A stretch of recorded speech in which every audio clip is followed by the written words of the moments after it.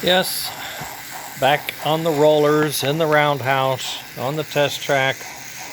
Um, I added a long bracket to keep this guy up out of the connections in there. That feels a lot better to me. Still have a height problem with all those heat sinks, but I need the heat sinks, so I got to figure something out. The smart smoke was up about 8.5 volts, and I turned it down to 7. I was low on smoke, so I filled up the smoke. This bracket here, I believe, got skewed or something, and caused that switch to disengage the cam. And someone had commented the cam looked off center, and it was. I centered the cam itself now, so it's in better location. And then I had to bend that tang just a little extra to get a full hit on the chuff sound.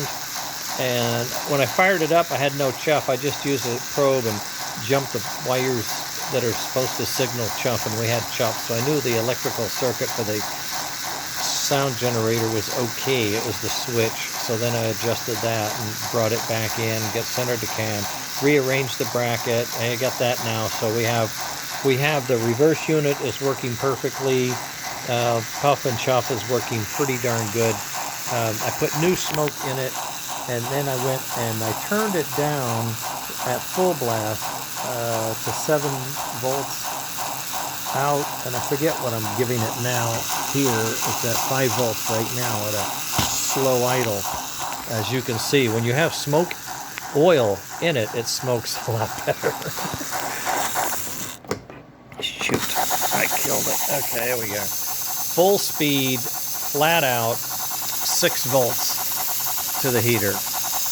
And I'm looking at it here. 6 volts was our target all along. When I talked to my mentor, Carl Tuvison, who I've never met, but he's helped me immensely in the beginning of all of this stuff. 6 volts was the target operation, and as you can see, 6 volts will do the job. That's a nice stream of smoke. And then when you slow it down, the voltage immediately drops from 6 to 4.8, and that tells you that the heater has got lots of power and it doesn't need what it has, and that cools this chip here down to something you can touch. And it saves energy all along the way, and that creates more amperage that can go into the motor for speed. You want to make sure you can pull those heavy loads that you want to put on here. So the remaining issue is, as I go to idle, and there is no idle, and even now I think idle has died on me. Although when I jumper the circuit, why is it saying 5? Oh, 5 volts to the smoke. When I jumper the circuit, if I can show you this with one hand, that's always exciting. Jumpering something with one hand.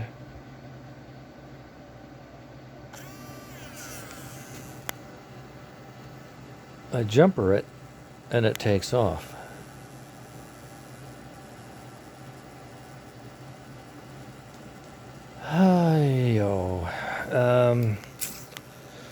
So I put a big old cap in here thinking, well, if it needed to jump, let's put a cap in, and that didn't seem to do what it needed.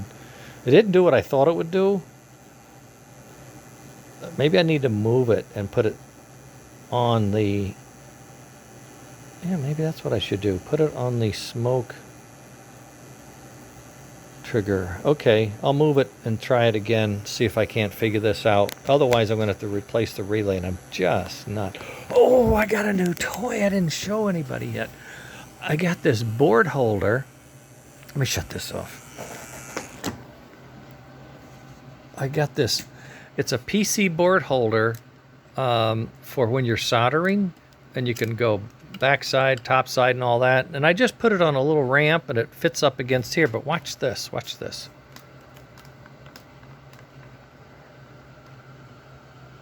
Whoa, look at that.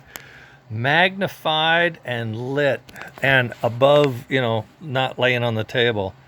That's a treat. Now, I know I spent money on that.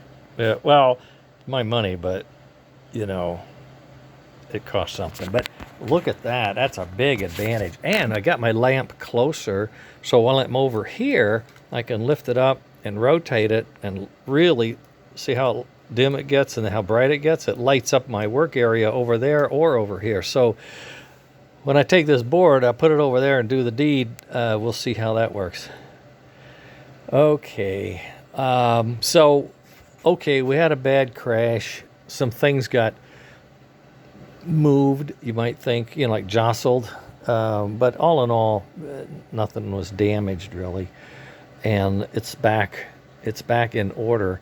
Now I'm still working on the original problem was why doesn't idle take off like it used to? And two things have happened over the course of this exercise. One is the motor, for some reason, just wants more power to start, and it'll start on the table, but it won't start when once it's bolted in. And I don't know if there's an interference on the blade that would cause it to need more power to start up, or is there something in the circuit? I don't know. So I'm going to explore those two things, and I'm going to work on a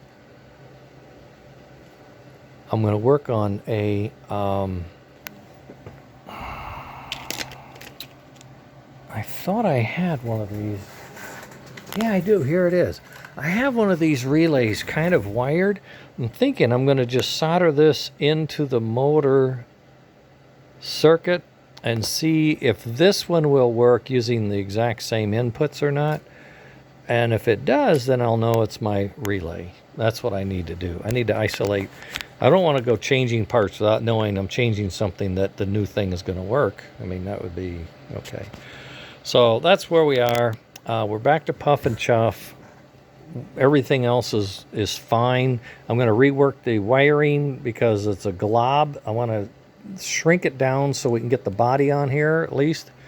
The royal blue body has like nothing inside it, so there's a lot of room, but you can't be silly, especially when you got to bring those tabs down through here and hook up into this locking slot here. You got to be able to bring them down and not get caught up in stuff, and that's what happened. I got caught up in stuff. I couldn't bring it down, but we'll figure it out. It's only 4 o'clock. I think my watch is right. Yeah, I think it's right. Okay, we'll talk later. Fire this up so you can know Leon's engine is not fried. I don't know who said that. It's not fried. It's puffing and chuffing and having a good time.